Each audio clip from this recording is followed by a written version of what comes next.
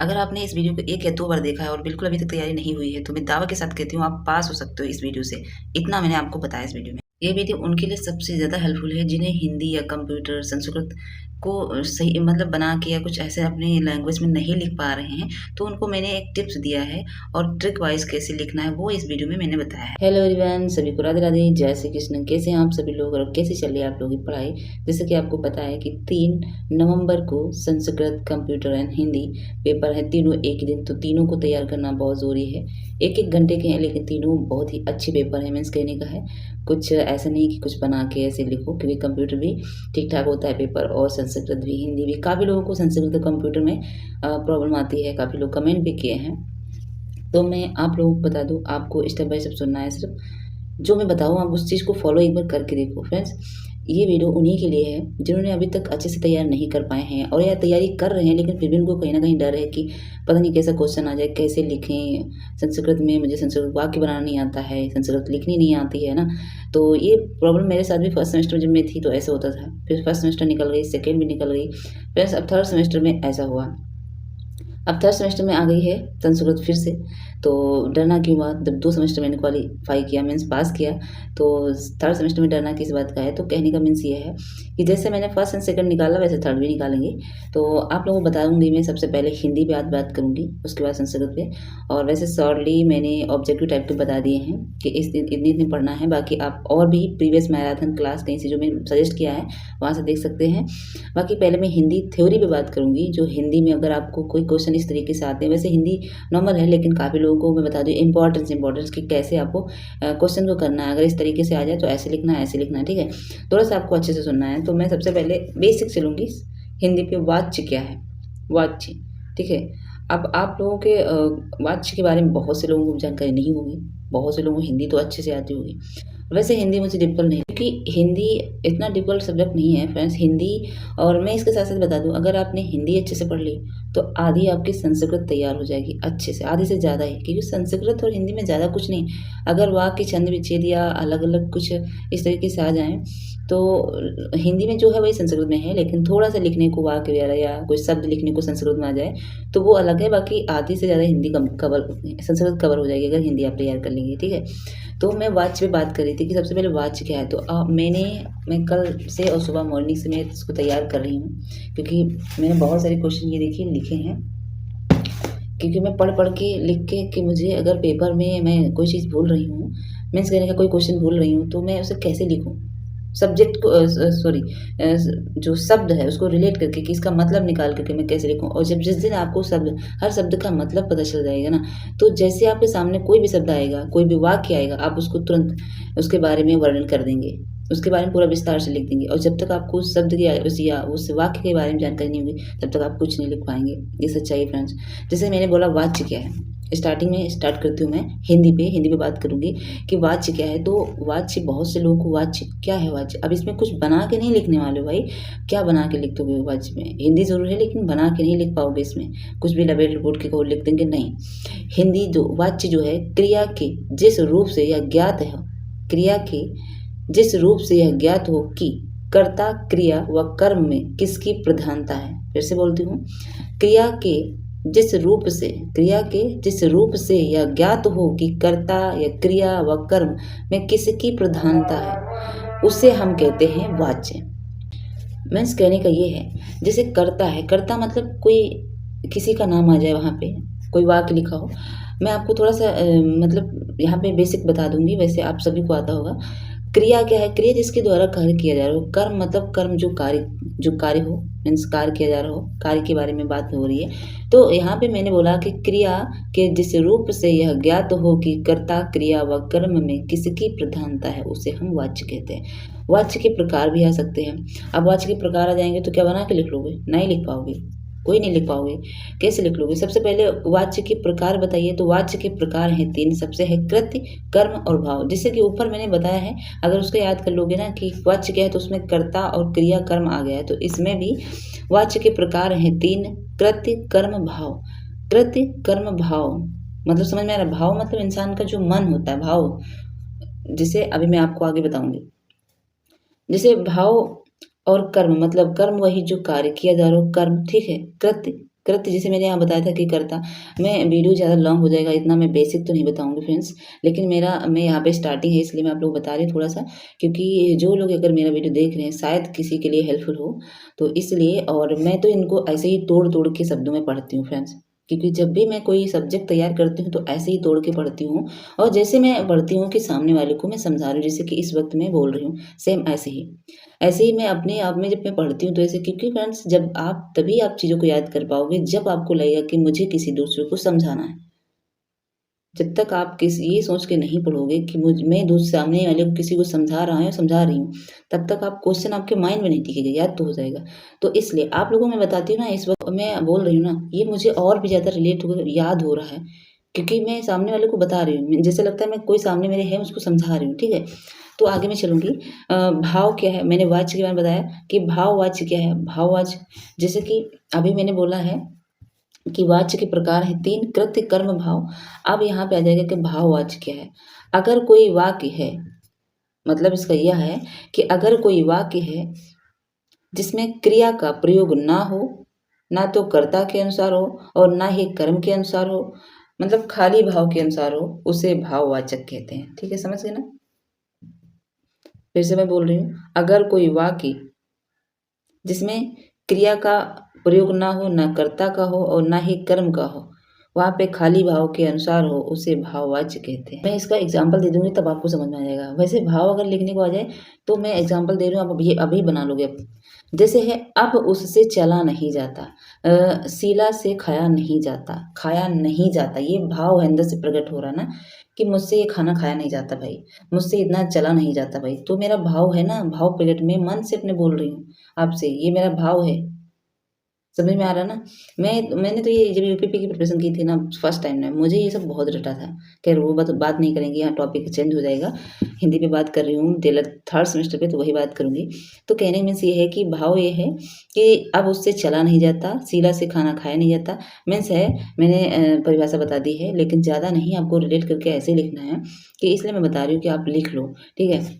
Simple सी बात है, अगर कोई वाक्य है जिसमें क्रिया का प्रयोग ना तो कर्ता के अनुसार हो, ना ही कर्म के अनुसार हो, बस क्रिया का प्रयोग ना तो कर्ता के अनुसार हो, ना ही कर्म के अनुसार हो, वहाँ पे होता है भाववाच्य। ओके। उपसर्ग क्या है? उपसर्ग पे मैं बात करूंगी, ऐसे शब्द जो किसी शब्द के पहले जुड़कर नया शब्द बनाते हैं।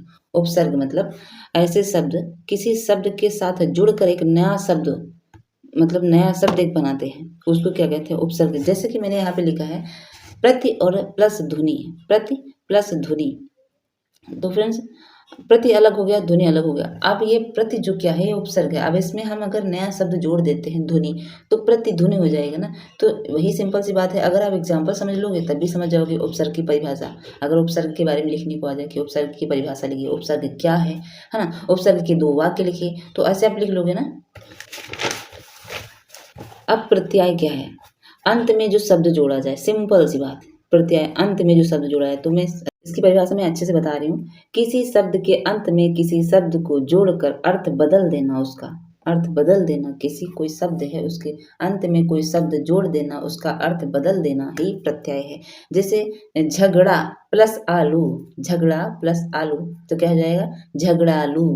झगड़ा तो एक शब्द हो गया, लेकिन आलू मीन्स लगा लिख देंगे लास्ट में उसके, सब तो दोनों जोड़ देंगे तो हो जाएगा झगड़ालू। ये क्या हो जाएगा? प्रत्यय मीन्स प्रत्यय। ठीक है, इसके 2 प्रकार होते हैं, प्रत्यय के 2 होते हैं, कृत्य और तद्धित। कृत्य प्रत्यय और तद्धित प्रत्यय। ठीक है, जैसे पेपर में आ जाए तो आपको कैसे लिखना है? अ, मथानी में कौन सा प्रत्यय है? मथानी में कौन सा प्रत्यय है? तो इसमें कैसे लिखोगे? तो इसमें जो जानते हो क्या होगा? आनी जो है लास्ट में, मथानी, आनी लास्ट में आनी आ रहा ना, तो ये होगा प्रत्यय। वैसे बहुत सिंपल है, बेसिक है, लेकिन मैं इसलिए बता रही हूँ कि शायद किसी की ये हेल्प हो जाए। और ज़रूर होगा, क्योंकि जब पेपर से आएगा, सॉरी सब्जेक्ट से आएगा, तो ये पेपर में आएगा, तो अगर कोई देख रहा होगा थर्ड सेमेस्टर का, तो उसके लिए वेरी हेल्पफुल है। काल क्या है? काल का मतलब समझते हो? काल का मतलब समझ रहे हो ना? मैंने यहाँ पे बहुत अच्छे एग्जाम्पल्स में लिखा था। काल मतलब होता है जिस रूप में कार्य करने न होने, जिस रूप में कार्य करने या होने का बोध हो, जिस रूप में कार्य करने या होने का बोध हो, उसे काल कहते हैं। ओके, सिंपल सा। अब इसमें काल के भेद अगर पूछ ले तो काल के भेद हैं 3। कौन कौन से? वर्तमान, जैसे वर्तमान हो जाएगा भूतकाल भविष्यकाल, ठीक है। तो सबसे पहले मैं बात करूंगी भूतकाल पे। तो भूतकाल के 6 भेद हैं, वर्तमान काल के 5 भेद हैं और भविष्य काल के 3 भेद हैं। अब भेद ये अलग अलग हैं, इनके बारे में आपको थ्योरी पढ़नी है, ठीक है। जो काल के मैंने भेद बताए 3, इनका वर्तमान भविष्य भूत जो है उसको उसके अंदर की थ्योरी आपको अच्छे से देख लेना है। वैसे भूतकाल क्या मतलब समझ रहे हो आप, और वर्तमान काल जो चल रहा है, भविष्य काल जो आने वाला समय, ठीक है, भविष्य में। तो इससे रिलेट करके आप नहीं भी थ्योरी पढ़ोगे, वैसे मुझे ये थ्योरी पढ़ने की जरूरत नहीं है, लेकिन आपको मैं बता रही हूँ इस तरीके से आप दिमाग लगाओ कि प्रेजेंट टाइम में जो बता रही है ये वर्तमान काल है, ठीक है। बीत जाए वो भूत, लेकिन भविष्य जो आने वाला, ठीक।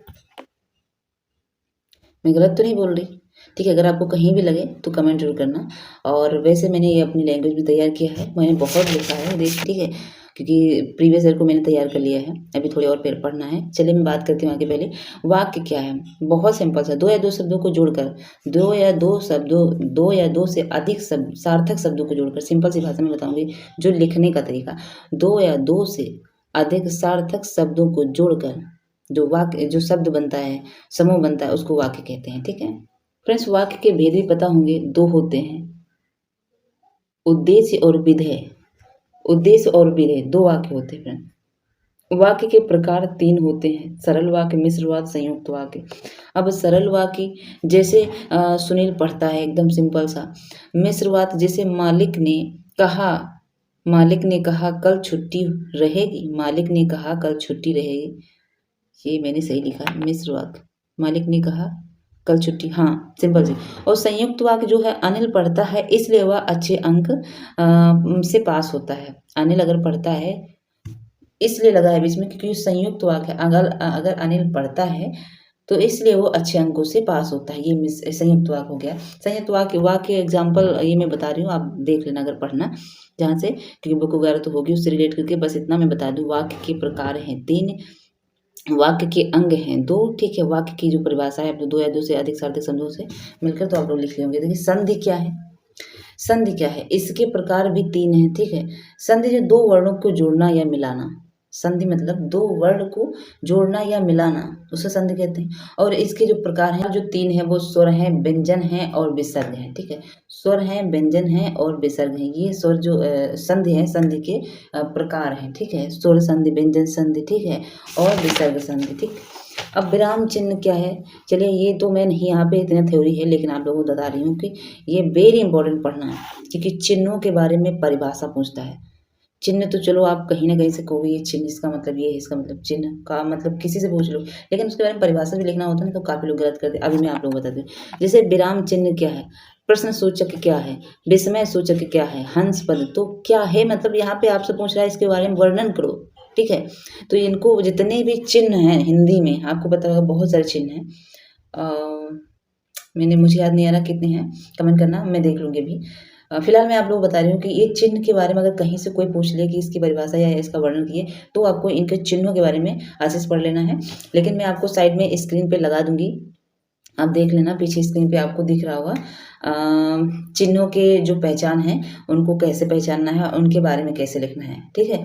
तो उनके बारे में थ्योरी तो आप लोग लिख लोगे। और मैं आगे बता दूँ, समास किसे कहते हैं, ठीक है। जो पीछे स्क्रीन पे वो दिख रहा होगा आपको चिन्हों के बारे में कि कौन कौन से चिन्ह हैं, उनकी पहचान आप लोग देख लेना। और आगे मैं क्वेश्चन बोलती हूँ, समास किसे कहते हैं, दो या दो से अधिक शब्दों से मिलकर बनने वाले सार्थक शब्द को समास कहते हैं। वही परिभाषा, थोड़ा थोड़ा चेंज है, समास हो या फिर वाक्य हो या फिर कोई मतलब संधि बंधि के बारे में जो भी है, थोड़ा सा रिलेट करके आपको पढ़ना है, लेकिन कंफ्यूज नहीं होना है फ्रेंड्स।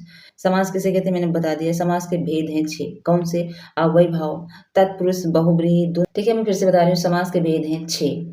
ये भी लिखने को आ सकता है एक लाइन में, अति लघु में, कि समास के भेद बताइए, उनके नामों का वर्णन कीजिए, ऐसे आएगा। तो क्या करोगे, समास में कहोगे अव्ययी भाव, तत्पुरुष समास और बहुब्रीहि, द्वंद्व समास, द्विगु समास, कर्मधारय, ठीक है, ऐसे लिखना है। और अव्ययी भाव के बारे में अगर वर्णन करने को आ जाए तब तो थोड़ा सा डिफिकल्ट है ना, तो इसलिए इनको थ्योरी इनकी थोड़ा थोड़ा अच्छे से देख लेना आप लोग, ठीक है। यहाँ पे मैं इतना बताऊंगी कि इनको अच्छे से प्रिपेयर करो, हिंदी में ये कहीं जाने वाली चीज़ें नहीं, ये शॉर्ट में पूछ लेगा। और जो एक एक नंबर के आते हैं समझ लो वो ऑब्जेक्टिव के बराबर ही होते हैं, क्योंकि ऑब्जेक्टिव में 4 रखे होते हैं, उसमें एक टिक करना होता है।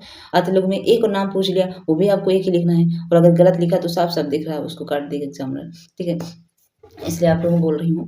और हाँ, थोड़ा जैसे यहाँ पे बात कर लूँ, जितने भी 2, 3, 4, 5 पेपर जो हुए हैं, अगर 1-2 आपके ऑब्जेक्टिव गलत भी हुए हैं, कोई दिक्कत नहीं है, ठीक है? 1 तो सबके गलत हो जाते हैं ऑब्जेक्टिव, ज़्यादा 4-5 क्वेश्चन नहीं गलत होना चाहिए।